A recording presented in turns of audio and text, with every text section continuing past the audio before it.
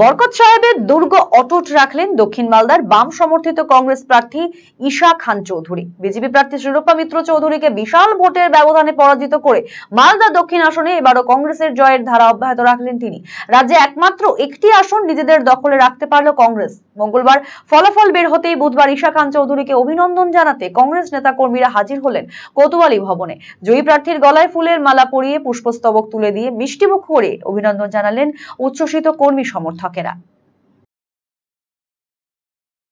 যে আমি জনগণকে, মালদার বাসীদেরকে ধন্যবাদ জানাতে চাই, যেভাবে ওরা আমাকে আশীর্বাদ দুয়া দিয়েছেন। আপনারা জানেন যে আমার জেঠু বরকত গনি খান সাহেব একটা কংগ্রেসের জন্য একটা জায়গা করেছেন মালদার মধ্যে।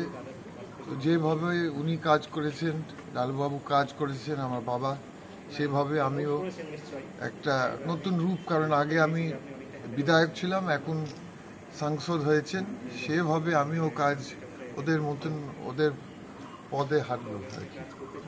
আমাদের সহযোগিতা করেছেন বামফ্রন্ট বন্ধুরা সব জায়গাতে, আমাদের অর্গানাইজেশনে খুব ওরা হেল্প করেছেন। আমি ধন্যবাদ জানাই আমাদের বামফ্রন্ট বন্ধুরা, কর্মীরা, ওয়ার্কাররা, লিডাররা যারা সঙ্গে দিয়েছে। এটা নিশ্চয় ওদের জন্য আমাদের ভোটও বেড়েছে।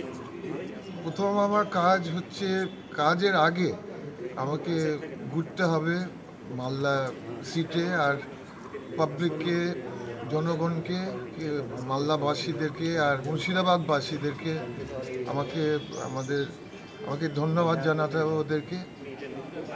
আর ওরা যেভাবে ভালোবাসা দিয়েছে, আমি ঘুরবো, প্রত্যেক ব্লকে ঘুরবো আর মিটিং করব বা র্যালি করব জনগণকে ধন্যবাদ জানার জন্য।